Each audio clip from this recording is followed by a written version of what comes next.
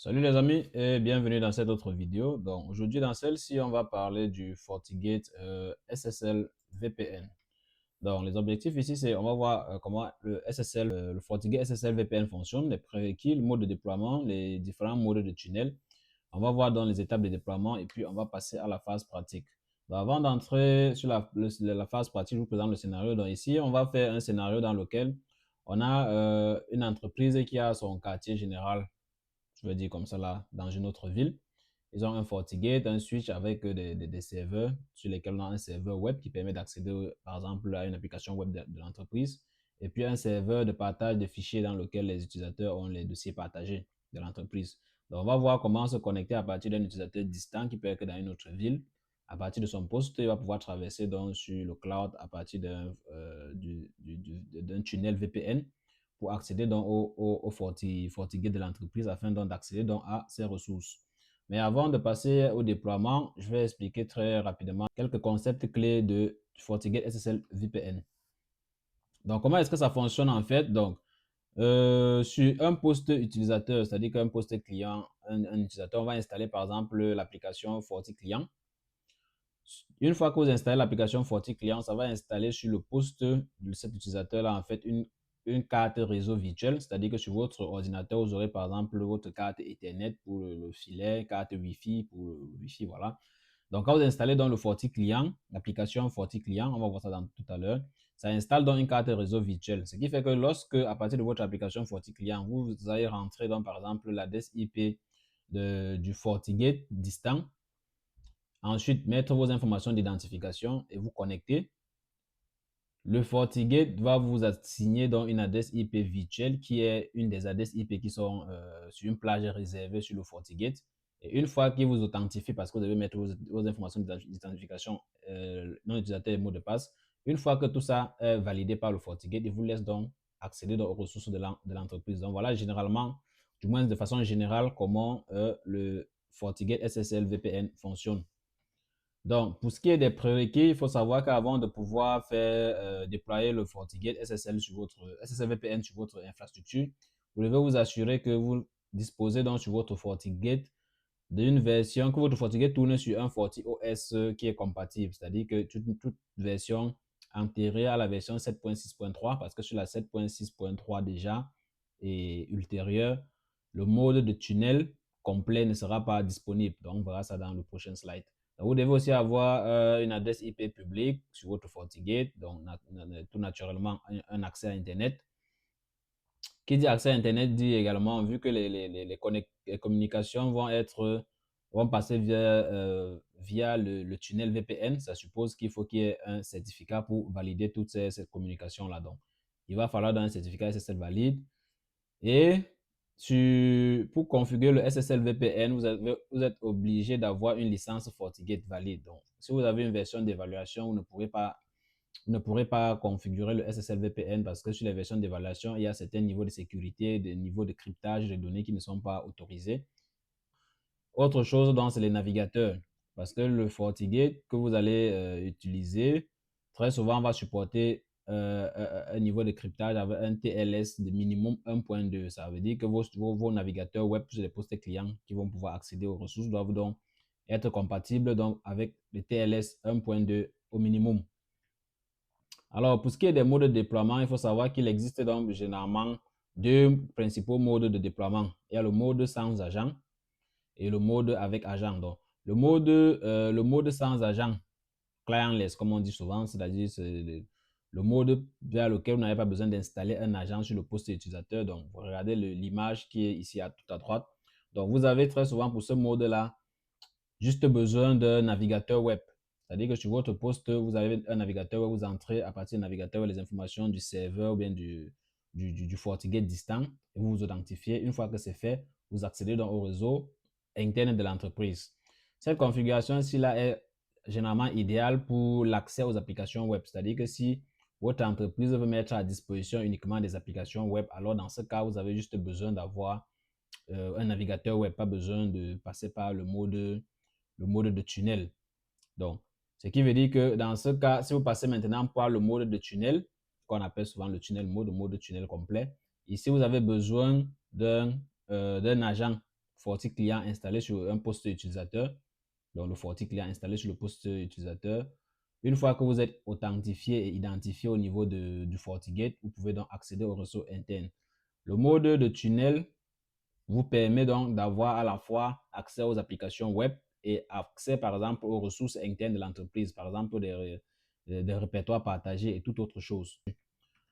Donc, il faut savoir également que lorsque vous avez décidé de faire le FortiGate VPN, il va arriver que vous allez vous confronter à une situation, c'est-à-dire que sur les postes clients qui vont se connecter au réseau de l'entreprise, est-ce que vous voulez que pendant qu'ils soient connectés au réseau de l'entreprise, que les connexions qu'ils font vers Internet soient également contrôlées par votre FortiGate, ou bien vous voulez juste monitorer ou bien contrôler le trafic qui circule dans votre tunnel pour votre entreprise? Donc, c'est pour ça qu'ici, le mode de tunnel, vous avez deux modes.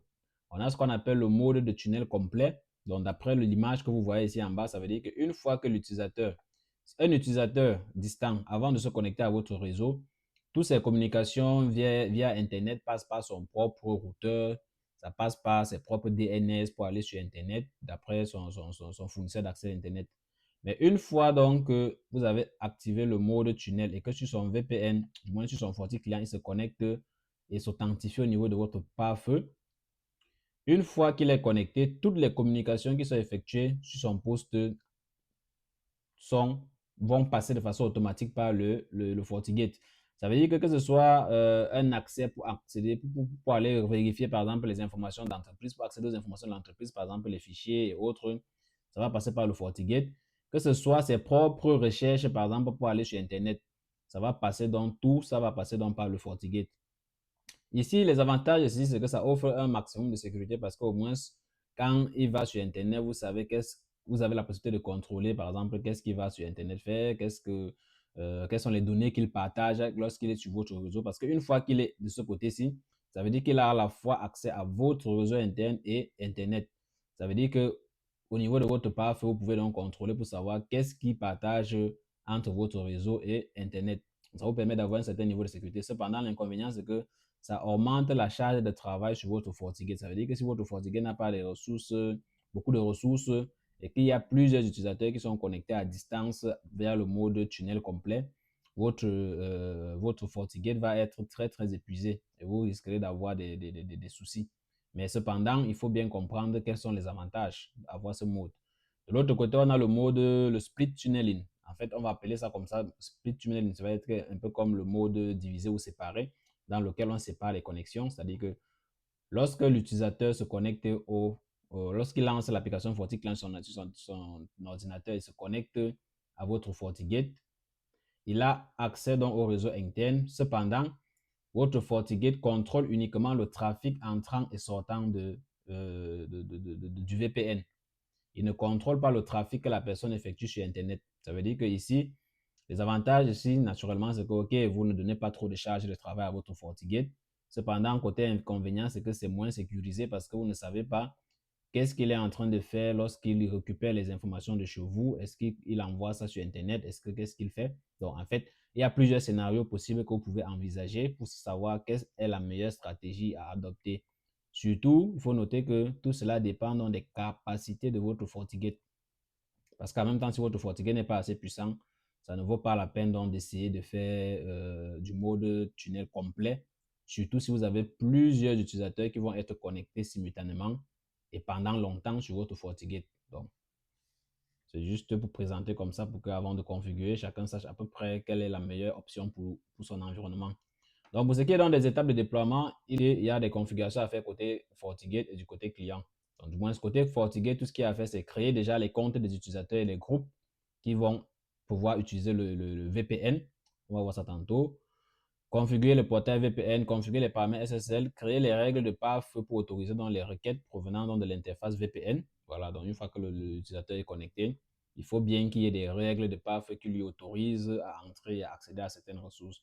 Et de façon facultative, vous pouvez créer également des règles de path pour autoriser le trafic VPN vers Internet.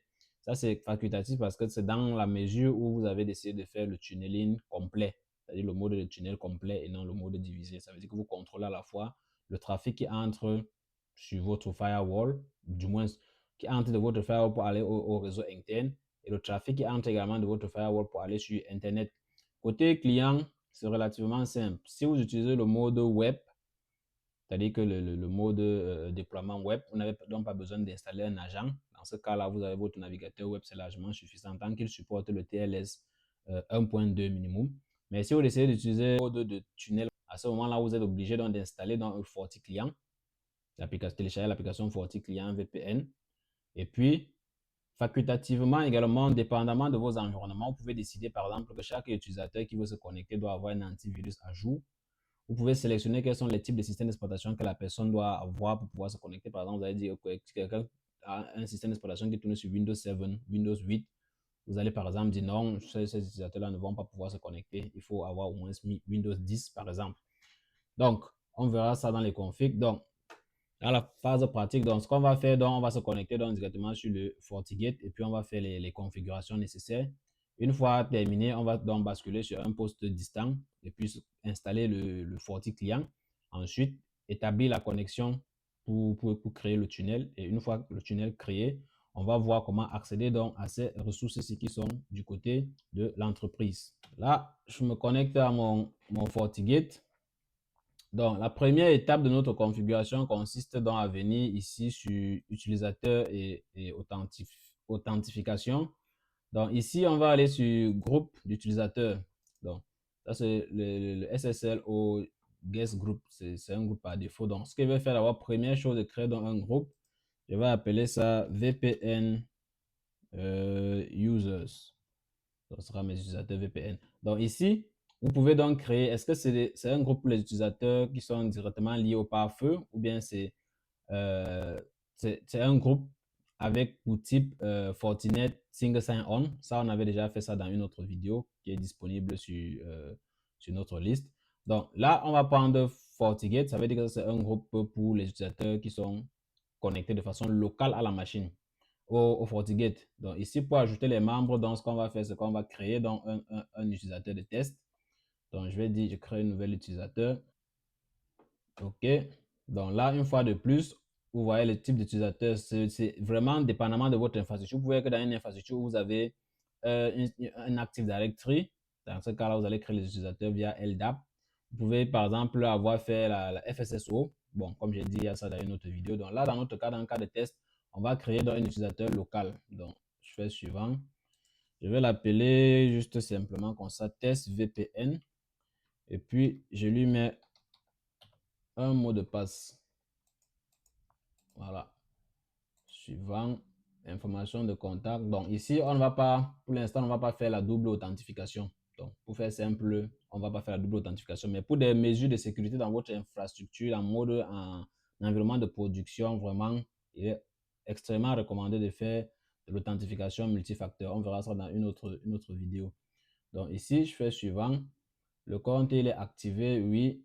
Groupe d'utilisateurs, bon, c'est vrai que je suis encore en train de créer le groupe, donc pour l'instant, je laisse comme ça, je fais soumettre. Oui, je suis en train de créer l'utilisateur pour l'ajouter donc directement ici. Donc, il est créé, je fais ajouter. Donc là, on a ajouté notre utilisateur dans notre groupe. Je fais OK. Donc là, on a notre groupe, on a notre utilisateur de test. Deuxième chose à faire actuellement, donc, c'est de venir donc, au niveau de VPN. Ce qu'on va faire, donc, c'est de venir ici dans le portail SSL VPN. Donc, on vient dans le portail SSL VPN ici. Pourquoi? Parce que c'est ici qu'on définit en fait les modes de tunnel qu'on veut. C'est-à-dire que tout à l'heure, on a vu qu'il y a deux modes de déploiement. Tu peux avoir le mode web, tu peux avoir le full mode, tu peux avoir le mode de tunnel. Le full mode ici, c'est le mode dans lequel vous pouvez remarquer que ici, le full mode, c'est le mode dans lequel vous avez à la fois le mode de tunnel et le mode web activé. Par contre, vous avez le mode tunnel ici, qui est le mode dans lequel le mode tunnel est effectivement activé, mais le mode web désactivé. Et le mode web également ici devrait être le mode dans lequel le côté web est activé et le côté tunnel est désactivé. Voilà. Donc, je vais juste parcourir comme ça là, le mode tunnel ici. Je vais essayer de modifier pour vous montrer un peu la différence qu'on peut avoir. Donc, ici, une fois que vous êtes dans la définition d'un portail, on va dire comme ça, Vous avez ici, par exemple, lorsque c'est le mode tunnel, vous pouvez décider est-ce que c'est un mode de tunnel avec des fonctions de politique, de destination divisées ou c'est le tunnel complet. C'est ça qu'on appelle ici la tunnel fractionné. Comme on disait, est-ce que c'est le split tunnel, etc., tunnel fractionné ou divisé ou séparé, c'est comme vous voulez. Désactiver, lorsque vous dites désactiver ici, ça veut dire que tout le trafic client sera redirigé sur le tunnel SSL VPN. Ça veut dire que si je désactive la fragmentation du tunnel ici, ça veut dire que tout mon trafic, que ce soit pour l'accès au réseau interne, que ce soit pour l'accès à Internet, tout ça va passer par mon FortiGate. À défaut, je peux donc décider par exemple de dire OK, ce sera fragmenté. Ça veut dire que OK, je contrôle uniquement le trafic qui va sur le réseau interne et Internet. Je laisse l'utilisateur gérer ça avec son fournisseur d'accès Internet. Je peux également activer et décider par exemple que OK, je peux activer cela, mais je veux que ça provienne des destinations bien connues. Et à ce moment-là, donc, je devrais donc définir quelles sont les adresses de routage qui me permettent d'y aller. Donc, dans ce cas, si on va laisser ça sur activer, en fonction de la politique de destination. Donc, nous, on suivait uniquement le trafic qui va vers le réseau interne. Donc, ici, ce qu'il faut noter également ici, c'est que la plage d'adresse IP réservée, il y a une plage d'adresse IP par défaut qui est créée sur chaque FortiGate, qui est cette plage d'adresse-là qui a des adresses IP qui sont réservées pour les connectivités SSL VPN. Ça veut dire qu'une fois que l'utilisateur va se connecter en SSL VPN, on prendra une adresse IP dans cette plage ici là pour lui attribuer. Donc, vous voyez, quand je place le curseur dessus, vous pouvez voir que la plage, c'est la 10.212.134.200 jusqu'à 210. Donc, il y a une plage de 10 adresses IP qui sont prévues ici pour être assignées donc, aux utilisateurs distants qui vont se connecter par VPN. Donc, vous savez qu'ici également, vous avez la possibilité donc, de définir vous-même votre propre sous-réseau si vous voulez, ou bien vous pouvez utiliser ce sous-réseau-ci. Donc, autre chose qu'on peut avoir ici, qu'est-ce qu'on a?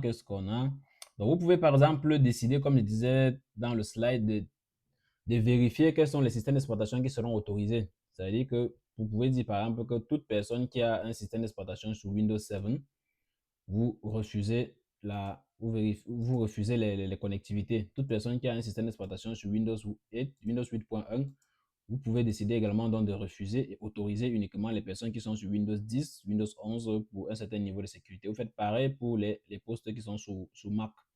Voilà. Donc, là, vous avez quelques paramètres. Ici, on ne va pas entrer en détail. Donc, une fois que vous avez défini votre mode de tunnel que vous souhaitez utiliser, vous validez. Donc, l'étape suivante, c'est venir sur les paramètres VPN SSL. Donc, ici, ce qui va se passer, c'est quoi? Vous devez choisir votre interface. Comme j'ai dit, les prérequis, c'est que vous devez avoir une interface qui a une interface qui a une adresse IP publique, c'est-à-dire qui est ouverte sur Internet. C'est cette interface-là que vous allez renseigner ici. Et ici, vous allez remarquer qu'on me signale qu'il y a un conflit de port pour le port de mon HTTPS. Parce que pour accéder à mon pare-feu, j'utilise le même port 443. Or, il ne faudrait pas que je puisse utiliser ce même port-ci là pour les accès VPN. C'est pour ça que ici, je vais donc changer le numéro de port et ajouter par exemple 10 devant. Pareil ici pour le certificat. Pour le certificat également, on ne peut pas utiliser le certificat. Enfin, il n'est pas recommandé d'utiliser le certificat par défaut de FortiGate. C'est pour ça que moi, j'avais un certificat que j'avais installé préalablement. C'est celui-là donc que je vais utiliser. Donc, une fois dans les paramètres ici, autre chose qu'il faut regarder, qu'est-ce qu'on va regarder? On va venir donc ici. Dans les paramètres de tunnel, on va venir donc ici, on va dire association entre l'authentification et le portail. C'est-à-dire qu'une fois que l'utilisateur s'est authentifié, on va lui permettre donc d'accéder à quoi? En fonction de quelle configuration qui a été effectuée. Donc, on va remarquer que ici, par défaut, tous les autres groupes d'utilisateurs ont l'accès web. C'est-à-dire le portail dont ils ont accès, c'est le web access. Moi, je vais donc venir ici, je vais dire que pour mes utilisateurs qui sont dans le groupe VPN Users, c'est-à-dire le groupe qu'on a créé tout à l'heure, on va leur permettre d'accéder en mode tunnel. C'est-à-dire qu'ils vont avoir le portail pour l'accès en tunnel. Donc là, je fais OK. Voilà, là c'est bon. Ce que je fais donc, quand c'est comme ça, tout est correct pour moi. J'ai rien d'autre à modifier. Je fais juste donc appliquer.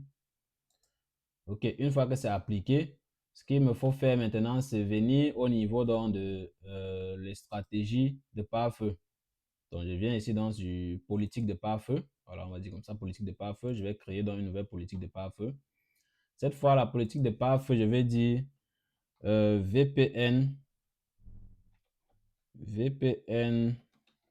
vers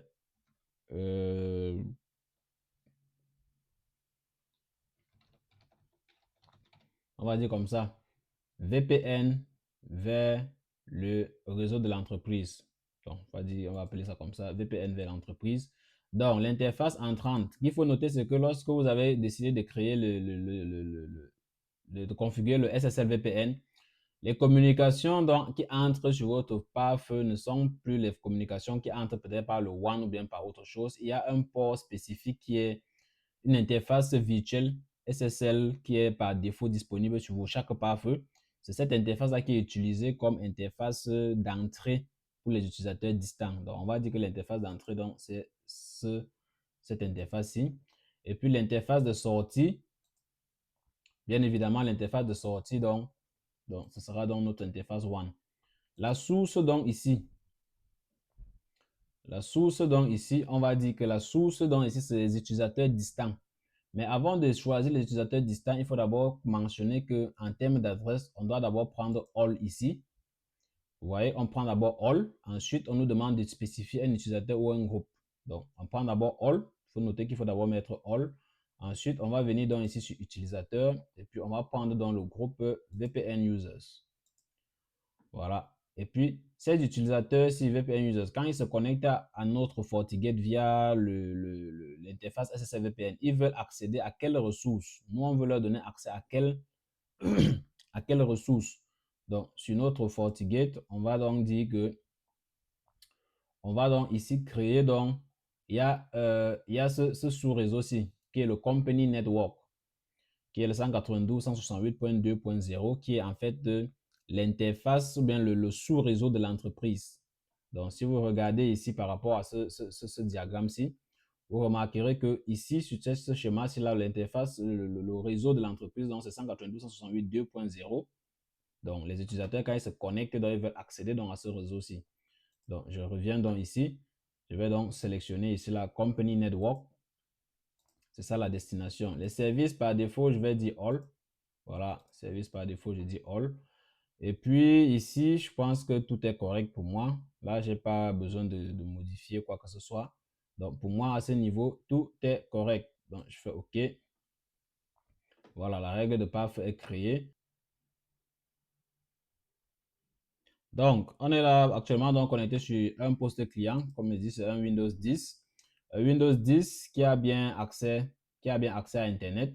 Donc, sur mon Windows 10, j'ai bel et bien accès à Internet. Cependant, sur mon Windows 10, je n'ai pas accès au réseau 192.168.2. Je ping par exemple la passerelle par défaut. Je vais faire un ping continu. Donc là, quand je ping la passerelle par défaut, je n'ai pas accès. Donc en général, ce que vous allez faire donc, sur les postes distants, c'est comme on a dit, on va venir donc, sur le site de FortiGate pour rechercher le FortiVPN client qu'il faut télécharger. Donc, une fois que vous êtes sur la page de téléchargement de FortiGate, vous devez prêter attention parce qu'il y a plusieurs versions et plusieurs logiciels de la suite Fortinet. Donc, vous allez vérifier. Donc, ici, on est sur les versions FortiClient 7.4. Donc, on va descendre. Vous avez la ZTNA Edition. C'est pas ce qu'on veut. La EPT Edition. C'est pas ce qu'on veut. On va continuer la descente. Ici, on va sur FortiClient Endpoint Management Server, EMS. C'est pas ce qu'on veut.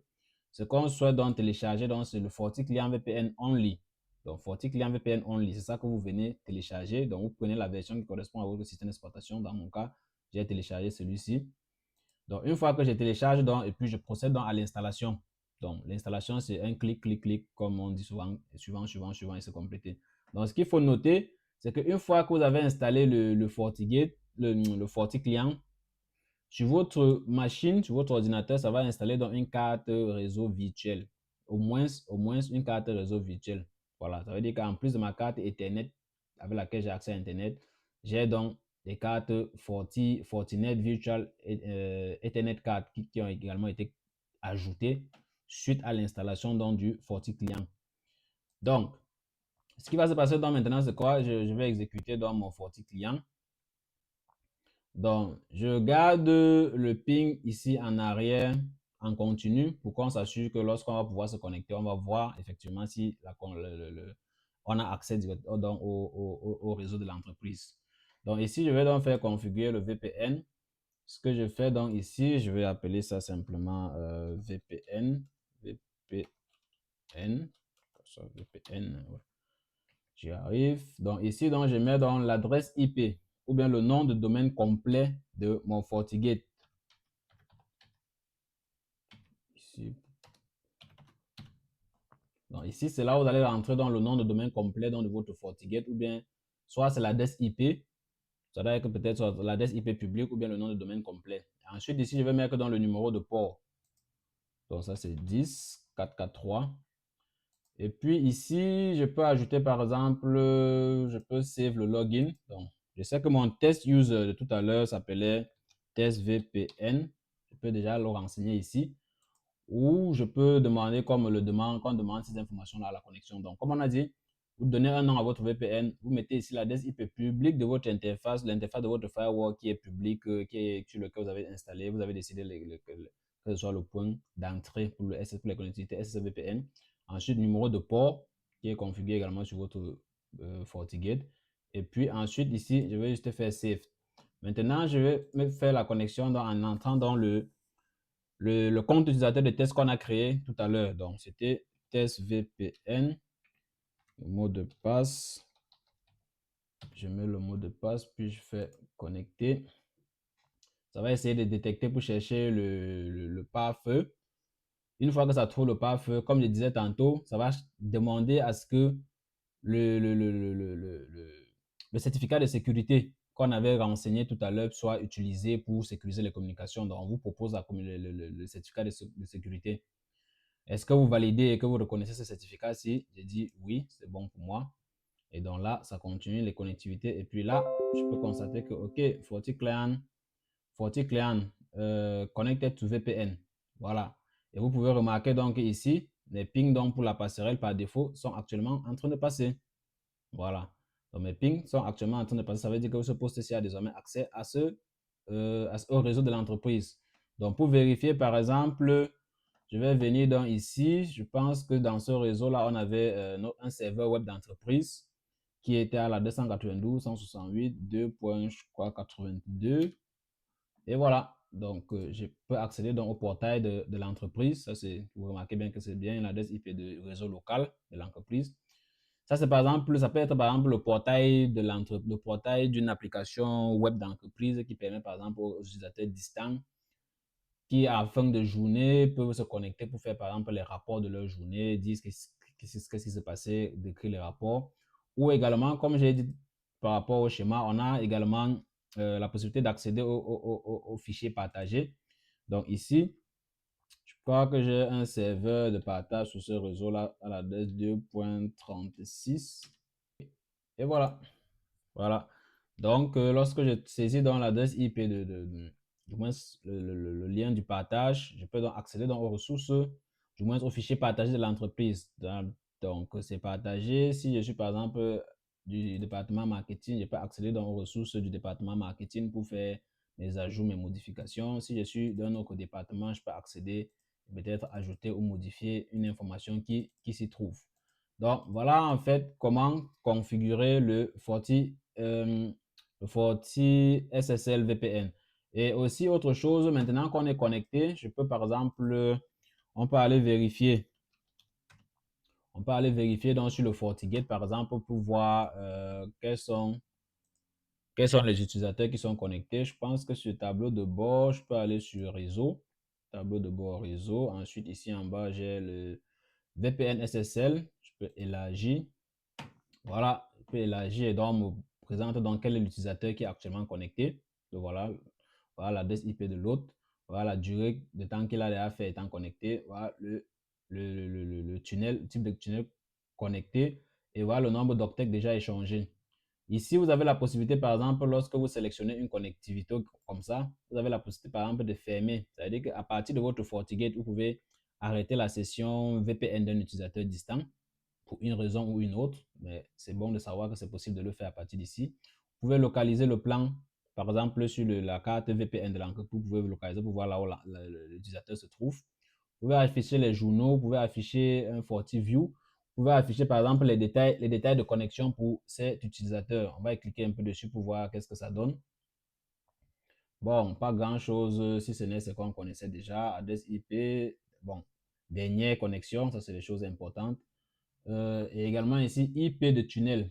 Vous vous rappelez, on avait dit qu'il y avait une adresse IP, du moins une plage d'adresse IP réservée pour les utilisateurs VPN.